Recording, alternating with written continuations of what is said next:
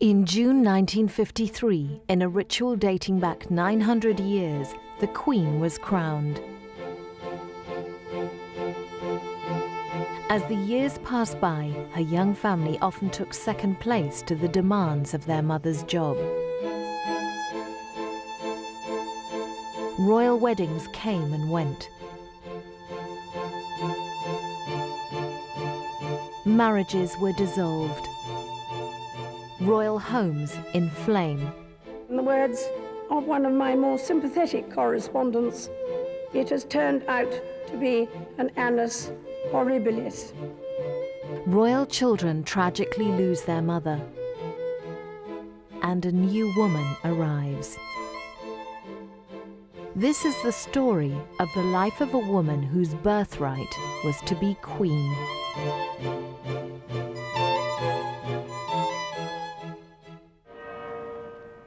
Following the terrorist attacks in America, the Queen attends a special service of remembrance at St. Paul's Cathedral. Before a congregation united in grief for the 3,000 victims, a candle is lit and thoughts turn to grieving families. At a more cheerful occasion, the Queen with her mother and sister Margaret acknowledge the cheers as the Queen Mother celebrates her 100th birthday. A year later, the scene has changed. Now Margaret can only raise her arm to acknowledge the birthday crowd. From her wheelchair, a lifetime flashes before her, back to happier days when she and her sister were part of the royal family firm under the watchful eye of their adoring parents. They were very tight-knit, they did a lot of things together. And of course, King George VI absolutely doted on his youngest daughter, Princess Margaret, who was cheeky and naughty and beautiful, and Princess Elizabeth was more studious, and he loved her too, but it was Margaret's sort of mischievousness that he adored and totally spoiled her. Trained by Queen Mary, the young Princess Elizabeth was very much like her grandmother. She didn't inherit her own mother's warmth and spontaneity, and the person she admires almost most, apart from Queen Victoria, is her grandmother, Queen Mary, and you can see a great resemblance between the two. You know, that shyness, that formality, that slight distance from the public. Aboard HMS Vanguard bound for South Africa, the young princesses were filmed with their mother and father during the long journey to Cape Town. It was 1947, the first royal trip to the Empire since the war. It was also an opportunity for the young Princess Elizabeth, heir to the throne, to pledge her life to the service of the monarchy. I declare before you all that my whole life, whether it be long or short, shall be devoted to your service and to the service of our great imperial family to which we all belong. But I shall not have strength to carry out this resolution alone, unless you join in it with me, as I now invite you to do. I know that your support will be unfailingly given. God help me to make good my vow, and God bless all of you who are willing to share in it. Nearly 50 years later, after making that vow, the Queen returned to South Africa. She was welcomed to a country free from racial discrimination and a republic within the Commonwealth. Colour pictures of sleek people carriers replaced the old black and white fuzzy images of opened saloon cars. She advanced through the cheering crowds on a journey to meet the President, Nelson Mandela, and to unveil a plaque commemorating her visit. In November 1947, Princess Elizabeth married Lieutenant Philip Mountbatten. On his wedding day, her husband-to-be was given the title Prince Philip, Duke of Edinburgh. Princess Elizabeth was 21 years old. Following the war years, the country was still in the grip of austerity. The government recommended a low-key wedding, but for millions, it was a long overdue chance for celebration. The wedding dress, made of ivory satin, was designed by royal dressmaker Norman Hartnell. It was the first joyful royal event there had been since the war. And Britain had been through very difficult times of poverty, of people without homes after all the bombing of the cities. It was a very, very depressing time. And Churchill described the wedding as a bright ray of colour on the hard grey road we have to travel. On a cold November evening, the newlyweds arrived at Waterloo Station to board the royal train at the start of their honeymoon. Princess Elizabeth took along her favourite corgi, Susan. The young bride had met her husband 8 years earlier. The Queen was 13 when she first saw Prince Philip, who was then a young naval cadet at Dartmouth, and very good looking. You know, every sort of schoolgirl's idea of a dashing hero, blonde, lithe, very sort of athletic. They then met some years later, and of course was so different then. A courtship was conducted perhaps at a distance, but the Queen had met the man she loved, and I would think has never stopped loving. Princess Elizabeth was a young naval officer's wife stationed in Malta with her husband. These were happy days for the young woman. For Princess Elizabeth, it was like flying out of a cage. After all, she'd been brought up during the war at Windsor Castle, very much isolated. And there in Malta, she just lived the life of any naval wife, going to dances, going to parties, going to beach parties, just living a totally normal life. And it was perhaps the happiest period of her life. In November 1948, 6 days before her first wedding anniversary, Prince Charles was born at Buckingham Palace. Elizabeth wrote to a friend, "I can't believe he's really mine." This particular boy's parents couldn't be more proud of him. She saw him as much as any families, any aristocratic families see their children in those days. I mean, she would see him in the morning and she would see him in the evening. And so she was able to have those first 4 formative years around him. Princess Anne was born 2 years later in 1950. At her christening, the young Charles shared his parents' enthusiasm for the new addition to the royal family. With the arrival of a little sister, the toddler Charles needed special attention. The Queen always had a soft spot for her firstborn, the boy child, and Anne was very naughty and therefore not quite so endearing as Prince Charles. He was very sweet, very loving and just adorable. In fact, his grandfather said, "We love him just tumbling round the room." In 1952, the sick King George said goodbye to his daughter at Heathrow Airport. She was on a state visit, going to visit Australia and New Zealand, when she stopped off in Kenya, and it was there that she heard that her father died. A black cloud of grief descended on the nation when it learned of the loss of its king. But while the old king was being mourned, the new queen's reign had begun. The death of her father had a huge impact on her because suddenly her young marriage, her young children were all but taken away from her. She was queen. She had specific duties which she had to do, which really left her very little time to see her children. The young children watched as their mother left Buckingham Palace in the gold state coach for her coronation at Westminster Abbey. Later, they joined her on the balcony to acknowledge the crowds.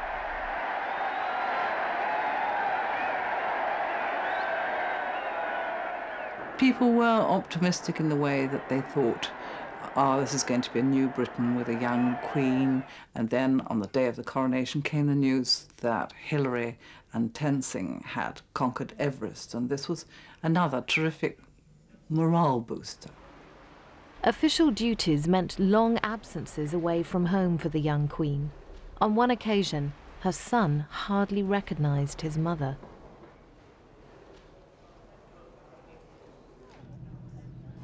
Being a young member of the royal family had its compensations.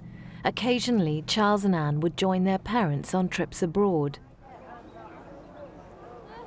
So we have to remember that Prince Charles and Princess Anne were born before she came to the throne, when she was still just the heir to the throne, and so she had more time, she had a more private life. As soon as she acceded to the throne, she had so much to do, so much to learn, huge Commonwealth tours to do, which in those days, before jet planes had really caught on, took months. The steam train allowed the young family to spend more time together. A special royal children's nursery coach was hitched up to the royal train, allowing the young children to travel in comfort with their parents. It was the great age of the train. They travelled everywhere by train. And there was a special nursery coach for Prince Charles and Princess Anne and their two nannies and their detectives and their footmen. And it was all fitted out beautifully. The luxury of royal nursery life soon gave way to the realities of education for Prince Charles. As a young boy, his own father had been sent away to a tough school with a Spartan regime. And so it was to Gordonston in Scotland that Philip sent his son. He is very much a boss in the home. He was the one who decided that the boys should go to Gordonston, whereas the Queen herself might have preferred Eton. She took her eye off her son. I think that she listened to her husband and said, look, I think it's a good idea if he goes away to a boarding school. And I'm not sure in retrospect that that was such a good idea, but then we'll never really know how Prince Charles would have turned out if he'd been to a sort of day school or had governors. It's very, very hard to tell. But I think Philip was very harsh on Prince Charles. We know that this has not been an immense success, and the poor Prince Charles was deeply unhappy there. But I think the Queen felt particularly that in her marriage it should be a traditional marriage of her time, in which the husband called the shots and the women ran the house. And also I feel that she had to compensate, felt that she had to compensate for the fact that she was, in essence, the boss, and this dominant male, macho man, that the Duke of Edinburgh had to take second place in public anyway. In February 1960, Prince Andrew was born, almost 10 years after Princess Anne. So why the gap between their second and third child? She was just too busy. I think the Duke of Edinburgh thought that 2 children were probably enough. They had, after all, a boy and a girl. That was enough to ensure the succession. But then I think as the Queen, like many of us, at a certain age becomes a little broody and thinks how nice to have a baby, and that's what happened. Once you have one baby, you ought to have another to keep you company. At their first meeting, the teenage Princess Elizabeth confided in a friend that she never took her eyes off Philip. How have things changed since then? The Queen will call Prince Philip darling, but if she's in public or she's cross with him, she'll call him Philippe. And one knows then that things are a little glacial. And the Queen is not the sort of person to lose her temper. I think if there's a blistering row about something, she will probably go out and ride her horses, or go and feed the dogs, or groom the corgis, and he may stomp about a bit. But the Queen, her voice is not raised loudly, but everyone is aware if she is displeased and not amused. In 1977, the Queen celebrated her Silver Jubilee. The pageantry had not changed since her grandparents, King George V and Queen Mary, celebrated their Silver Jubilee along the same route in the same coach in 1935. More than 40 years later, the Gold State coach pulled up in front of St. Paul's Cathedral. Since acceding to the throne 25 years ago, the Queen acknowledges the warmth from the crowd in a manner unbeknown to her royal ancestors. The royal walkabout is now part of royal duties. She comes from an era when it was not done for those people to be demonstrative in public. And sometimes she said after a day of meeting people, I simply ache with smiling, But as confided, it's a sad thing. She doesn't have a smiley face. But where she was actually very touched and very natural was the time of the Silver Jubilee, going through the streets, and the people came out once again and shook her warmly by the hand, and she was astonished by this. I think she gets a lot of her shyness from Queen Mary, the same sort of uprightness and inability, and yet so caring. Later, during the Silver Jubilee celebrations, the Queen paid tribute to her husband. In a speech at the Guildhall, she explained the real meaning of the royal we. We, and by that I mean both of us, are most grateful.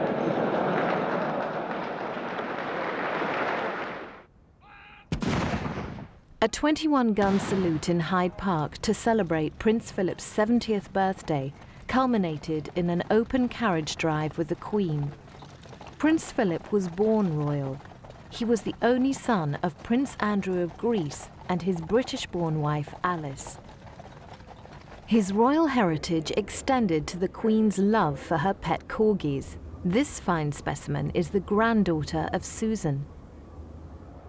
She's the corgi who accompanied the newlyweds in 1947 on their honeymoon to Hampshire. The current pack of 7 corgis is the 10th generation descended from Susan. The Queen is in the palace. She does give them afternoon tea herself. I mean, she chops up their food and their biscuits and puts it down in little silver salvers. And some of them are quite snappy and are not averse to biting an ankle. And I sometimes think that gives her a very secret chuckle.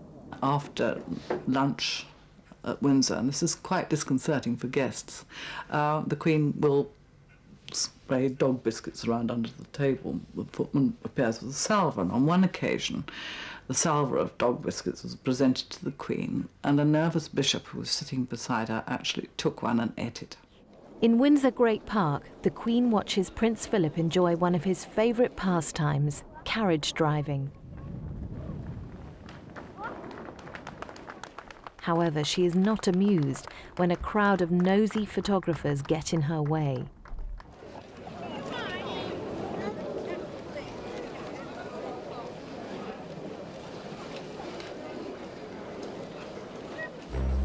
When Prince Philip gave up playing polo due to a bad back injury, carriage driving became a source of great satisfaction.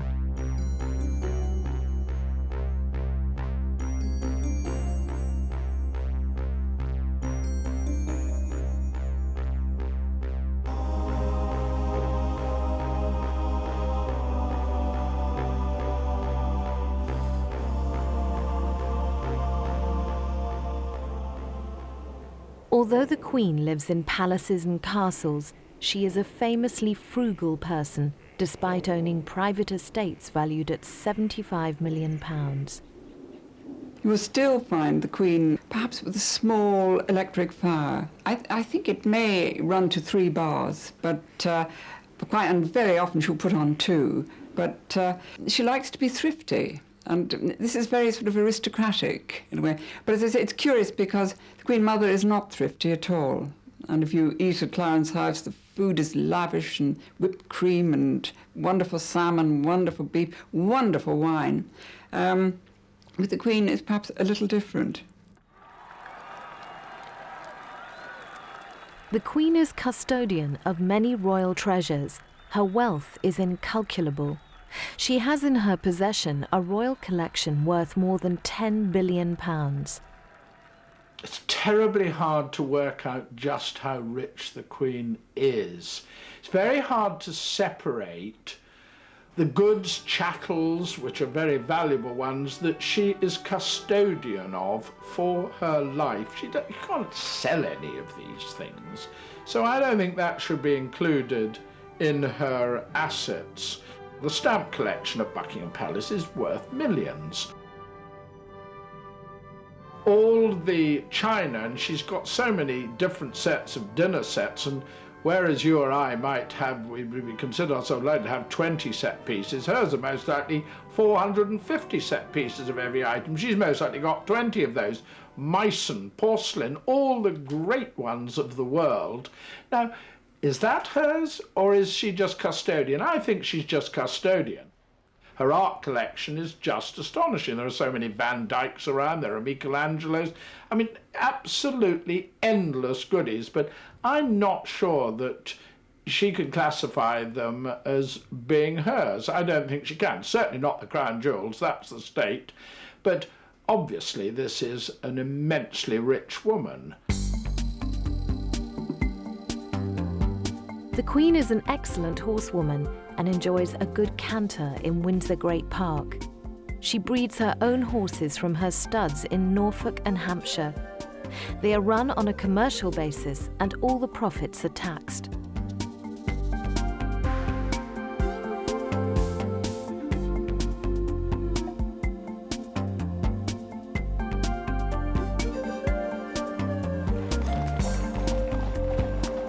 Every year in June, the royal family attends Ascot races.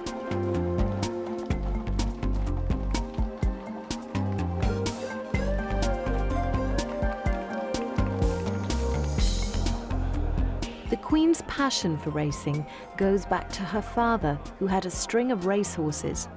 An early victory for her was in 1952 at Glorious Goodwood. It was announced during the meeting that the Queen had leased the colt Gay Time from the National Stud. So it was a fitting climax when, on the last day of the meeting, Gordon Richards, riding for the first time in the Queen's colours, rode Gay Time to victory in the Gordon Stakes.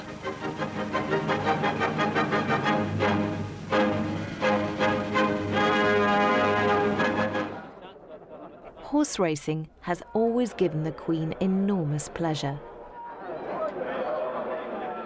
She has tremendous knowledge of horses and horsemanship and breeding, but it's gone way back, and there's a little story which I think is just so lovely about her and about racing.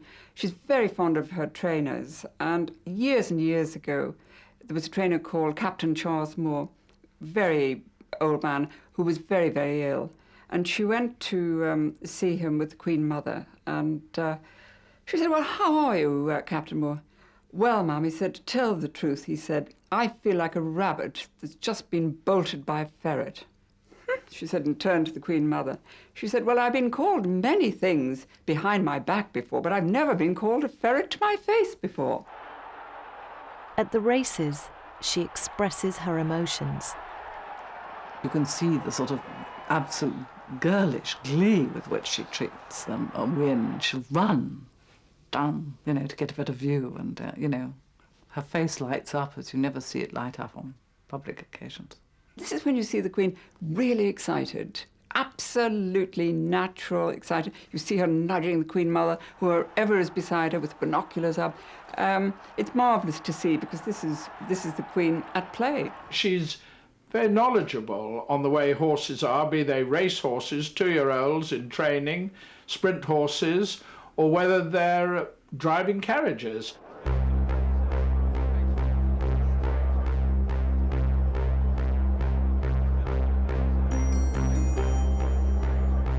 Among the Queen's myriad of less well-known duties is her stewardship of the Duchy of Lancaster. Her huge landholding, which makes a substantial contribution to the monarchy's finances.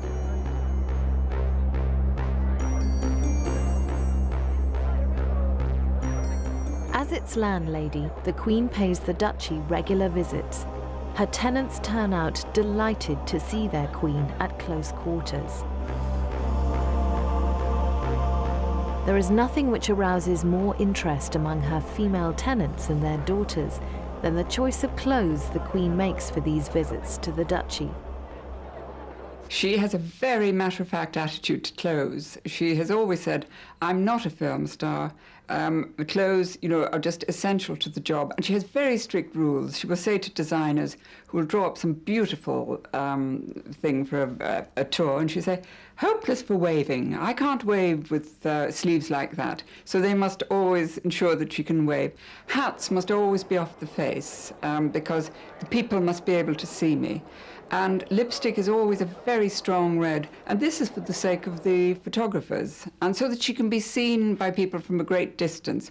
But she doesn't have a frivolous attitude to clothes, though she does like pretty, bright colours. She likes lemons, pinks, blues, purples, although she looks very good, actually, in dark colours. On one occasion, she was wearing she'd chosen a very pretty outfit for Fergie and Andrew's wedding. It was kind of bluey lilac-y and had some kick pleats, and she was trying it on with her dressmaker.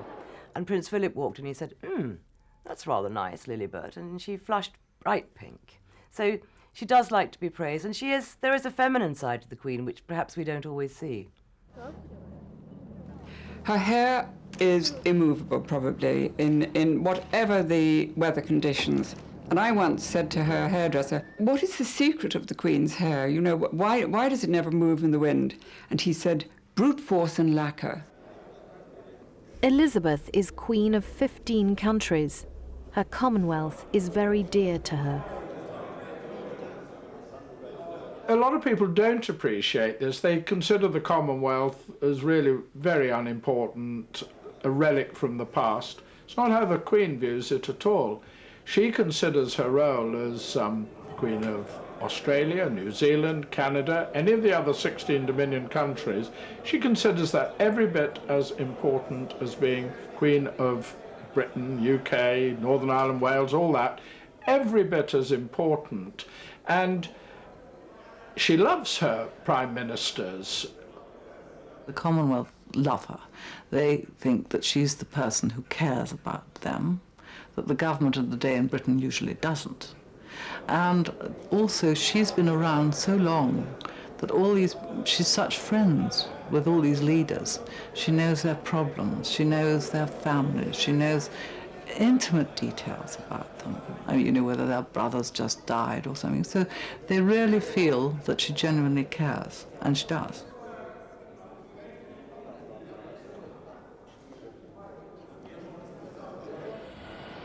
As a world traveller, the Queen is often exposed to all the pitfalls of bad planning. During a visit to the United States, a speech at the White House resulted in some red faces. Some nitwit had got the stand from where she was reading her speech a little bit too high, and the camera was too low, and you just had a picture up over the lectern you couldn't see the Queen's face properly, all you could see was a hat, and everybody dubbed it as the speaking hat. She finds this actually immensely amusing. She has a great sense of humour. During a visit to Russia, the Queen entertained President Yeltsin and his wife. Receptions on the royal yacht. Drinks are very lavish indeed. And of course, this loosens people's tongues. And she loves that. And she loves people to be natural. And I've been at some receptions abroad where people have perhaps relaxed a bit too much, and they start to tell her a story, which is terribly funny to the rest of us, but you wonder, how is this going to go down? And she loves it. She's very easily amused and makes people feel very good. Well, the Queen's friends will tell you what a wonderful sense of humour she has, and how she likes to laugh at herself, for a start. And she loves ridiculous things. I mean, she'll laugh till the tears run down her face. And then she's got a quick wit, a sense of irony. I mean, there's a story I particularly like. And she was in a Norfolk shop, dressed as she normally is in the country, with her headscarf and everything. And a woman came up to her and said, I hope you don't mind my saying so, but you look awfully like the Queen. And the Queen said, how very reassuring. In 1981, Prince Charles set out to marry Lady Diana Spencer, the daughter of one of the Queen's equerries. It was heralded as a great step forward for the House of Windsor. I think the day that the Prince of Wales married Lady Diana Spencer was a great day for the Queen. What it was showing that day was that the continuity of her family was being continued in a correct and proper manner. He was quite late when he married Prince Charles, you know. He was old for a Prince of Wales to marry anybody. I think there was always a certain amount of concern about Diana, who was really quite young for her years. She was young anyway, but she was quite childlike, and I think there must have been a little bit of concern from the Queen on that.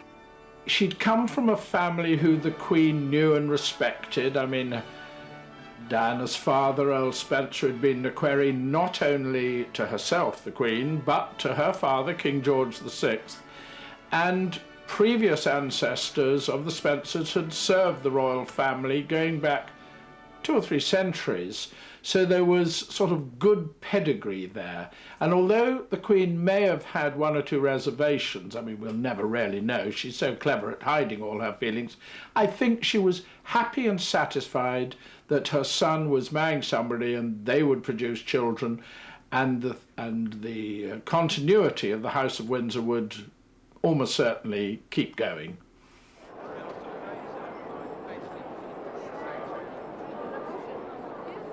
The young Princess Diana was thrown into the public spotlight totally unprepared for the demanding nature of the job. The Queen must have known that there were all sorts of problems almost from the word go. So without us knowing, and she hid this very well, she was aware that Diana was having an incredibly difficult time settling down to married life. With the focus of attention now firmly on the new princess, Diana accompanied the Queen to the state opening of Parliament in 1984, unaware that her new hairstyle would overshadow the solemnity of the occasion. She had this incredible new hairstyle, and this very important, dignified occasion, which is all part of the process of being the sovereign, the head of state, the opening of Parliament, was just blown out the window because all the newspapers and the televisions really concentrated on Diana's hairstyle rather than the solemnity of the occasion. Now this, I was told very close to the time, had really infuriated the Queen. She didn't mind Diana having a new haircut. That wasn't the point. The point was that by introducing it on the day of the opening of Parliament, she took all the emphasis away from the dignity of the occasion, and it all concentrated on Diana, and that was not very good for democracy and for the House of Windsor. In 1985, Prince Andrew, a naval officer, married Sarah Ferguson, a commoner. All the royal family turned out to welcome their new member. As a former naval officer's wife herself, the Queen could not understand why Sarah was so different to her. Their backgrounds are so very different from hers. After all, she'd grown up with it. She'd been used to Buckingham Palace, Windsor Castle as a child. She'd been trained for her job for forever. And so I don't think she fully understood the difficulties that these girls experienced. And I think when it came to the Duchess of York, particularly so, because for the Queen, her own naval days as a naval wife had been absolute joy to her. And the fact that Sarah Ferguson didn't, or the Duchess of York didn't seem to enjoy that aspect of her husband's life, she found very difficult to understand. The Queen did not fully appreciate the gulf between her and her daughters-in-law. Although differences were to develop later on, she obviously thought she'd done her best to protect them. If we look back, remember it was the Queen who called the editors to the palace in the early days when the Princess of Wales felt she was being pressurised by the press and the media. And the Queen said, you know, my daughter-in-law's peace must be protected. And she, at that time, moved to protect the princess. Princess of Wales to her was like an adorable, skittish niece. I mean, she just knew Diana from childhood. And so she was indulgent, caring, and a little bit bewildered sometimes. I mean, in the early days, when the princess was married, and they were at Balmoral, and it was a stuffy occasion, the princess would jump up from the table and run round the table and sit on Prince Charles's lap and give him a kiss. I mean, something like that had never been seen before amongst the royal family. The Queen would just shake her head and give a little smile. In 1993, the Queen attended the wedding of her nephew, Lord David Linley, at Westminster Abbey. There was a close bond between them and to David's sister, Lady Sarah Armstrong-Jones. Their parents were married in 1960, and by the time their marriage was dissolved 18 years later, the Queen had become a very supportive aunt to her young niece and nephew, who spent many weekends and holidays with their Aunt Lilibet. She dotes on Princess Margaret's children, especially Lady Sarah, who is just a favourite niece, and she was a very sort of loving aunt figure and very proud of Lord Linley. I think one of the Queen's courtiers said to me that sometimes those young children thought the Queen was their mother, because she would always take them up to Balmoral with her when Princess Margaret and Lord Snowdon would go on their summer holidays to Sardinia or to Tuscany. And she was very much a stable figure in their lives, and she loved them very much. In 1989, the Duke and Duchess of York were with the Queen aboard Britannia with their new daughter, Princess Beatrice. As the couple's marriage broke down, the Queen confided in a friend about Sarah's behaviour. "I can't understand my children. Sarah didn't even try to be a naval wife," she said. By 1991, the Queen was aware that parts of her family were crumbling around her. There had already been a royal marital breakdown when Princess Anne and her husband Mark Phillips had split up after 15 years of marriage. The publication of Andrew Morton's book, Diana, Her True Story, ended any sympathy Queen Elizabeth might have had for Diana. These events focused attention on the Queen's relationship with her grandson.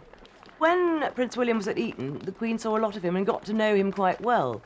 She was concerned in the early years that she never saw them, because Diana, in her Diana-ish way, sort of made a great thing of bringing the children to see the Queen, usually when she wanted something. So it wasn't always a natural happening, and she didn't see very much of them. But then, when William was at school, she saw a lot of him. But now, sort of geography really keeps them apart. And William's, his own man now, and he's at St Andrews, and he doesn't see that much of his grandmother.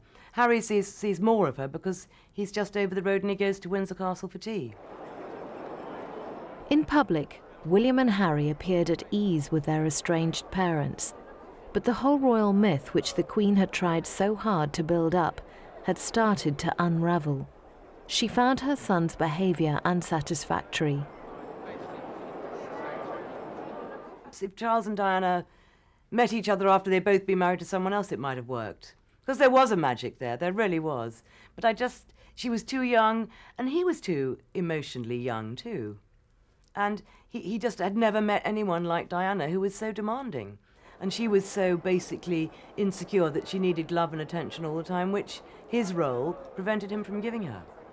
The Queen had the highest hopes for Diana, and I think she rather liked the way that Diana was such a hands-on mother. She was almost envious of the fact that Diana could spend so much time with her children. But as the years went on and the cracks appeared in the marriage, I think she felt that Diana smothered rather than mothered her children. And she also disapproved strongly of Diana showing such emotion in front of her children. Many stories of William pushing tissues under the bathroom door, Diana sobbing in the bathroom, and the Queen really thought that was the wrong way to bring up children, not to let them feel guilty about their mother's own unhappiness.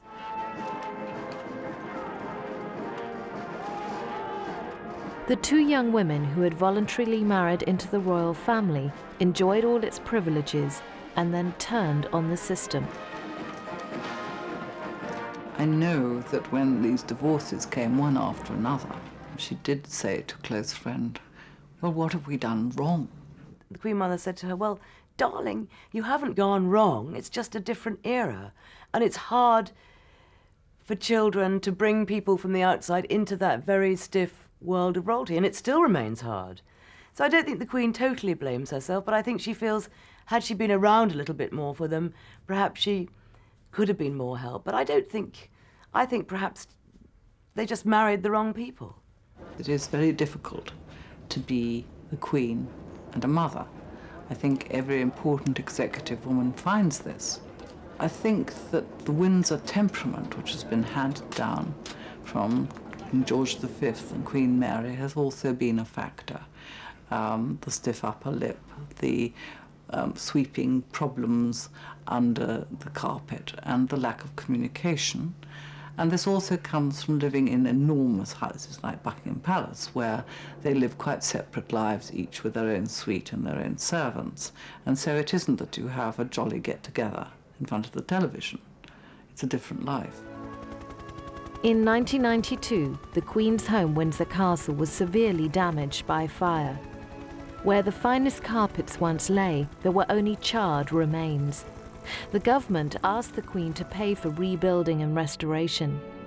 Coming on the heels of her family's other catastrophes, the Queen alluded to her sadness in a speech at the Guildhall. 1992 is not a year on which I shall look back with undiluted pleasure. In the words of one of my more sympathetic correspondents, it has turned out to be an annus horribilis. I suspect that I'm not alone in thinking it so. It couldn't have been worse, could it?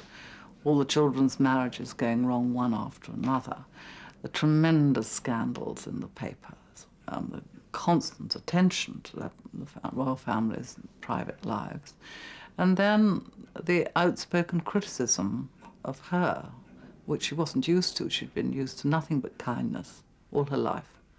And when the public turned on her at the time of the Windsor fire and said, no, we won't pay, I think she was deeply hurt and surprised by this.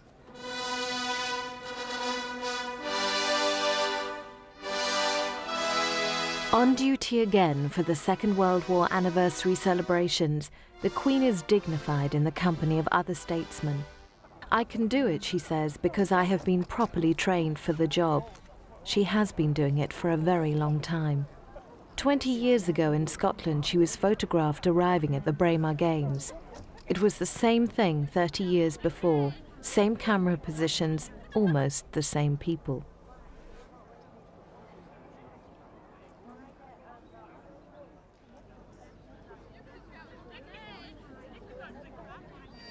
Back in the 80s, the Queen was hoping that a new royal generation would be equipped to take over. In the event, the new blood made her task a little more difficult. Despite her natural ability to raise the image of royalty with her hands-on approach, Diana realized too that she was not the Queen's type of girl for the job. It has to be said that Diana was more interested in buying clothes than country pursuits. Did the news of her death shock her? Of course the Queen was shocked when Diana died, as was everybody else. But her concern wasn't actually for Diana or her family or her Prince Charles. It was for her grandchildren. And William and Harry were up at Balmoral, staying with the Queen in Scotland. And her whole concentration was on protecting and safeguarding those poor young children as best she could. When the Royal Standard was not flown at half-mast, the Queen narrowly escaped a major public relations disaster. She then gave orders for a flag to be put up, never happened before, and that it should fly at half-mast. I think she was out of touch. I think it was mainly because she was trying to protect the grandchildren, and I think she very nearly got it seriously wrong. At his mother's funeral, the young Prince William walked beside Prince Philip. Prince William asked his grandfather to walk in the funeral procession. It was Prince William's request. And I think that Prince William is probably the sort of son Prince Philip would like to have had. I think he's very proud of him. And he likes Prince Harry's robustness. And I think he's very devoted to them in his way. The death of Diana will have a lasting impact. I think it probably will be looked at in the history books as the time when the monarchy radically changed its attitude to its past and its future. Enter Mrs. Camilla Parker Bowles, longtime friend and mistress to Prince Charles, and possibly his next wife. I don't think the Queen will ever willingly accept Camilla Parker Bowles as her daughter-in-law. I think that any marriage between Charles and Camilla gives a big problem to the House of Windsor, and that is the Queen's consideration above the happiness of her son, Charles. So I don't think that'll happen. She has seen and met Camilla once in the last, I think it's 26 years. They met for about 4 seconds. Camilla Parker Bowles dropped a curtsy and said, "Hello, ma'am," and then the Queen moved swiftly on. Since then, she has not set eyes on the lady at all. The unity of the royal family is held together by an aging generation of royals, essentially private and self-contained in their own world. Royal appearances often make headlines for the wrong reasons. Princess Margaret's health is a major concern for the Queen. She's quite strict with Margaret. When Margaret burnt her feet in the bath a few years ago, which was the beginning of all her problems, the Queen would make her get out of her wheelchair and walk. She's quite strict with, I mean, she says get on with it, it's her sister. But she's also very concerned for Margaret and wants to have her around her so that she can sort of lend a sisterly support. And during the unhappiness of Margaret's marriage, the Queen was always there for her, but she was kind of, thought Margaret was a bit of a drama queen, and she wouldn't stand any nonsense from her. For all its problems, the Queen's own family, with its succeeding generation, is the guarantee of the monarchy's continuity.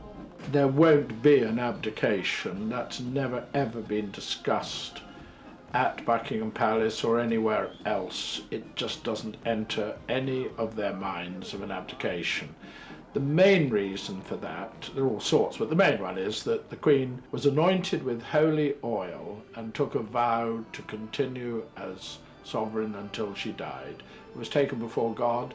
The Queen is a deeply religious person, a practicing Christian, and when she took that vow, that was for life. That's why there won't be an abdication above all other considerations.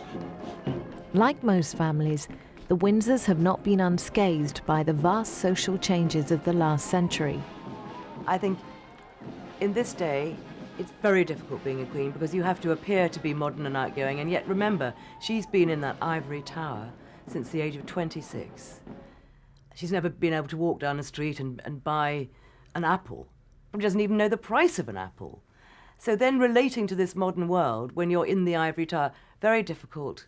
And really, she's often said she just wants to go and live in the country with her dogs and horses.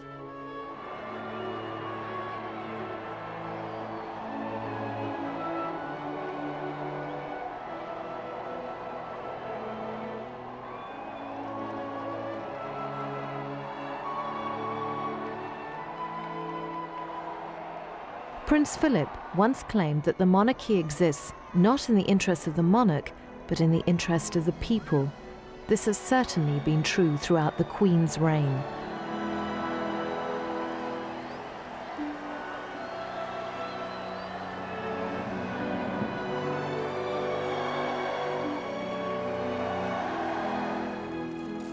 Amidst the call for changes in the monarchy, one should not forget the extraordinary relationship which has existed between the people and its sovereign over the last 50 years and before.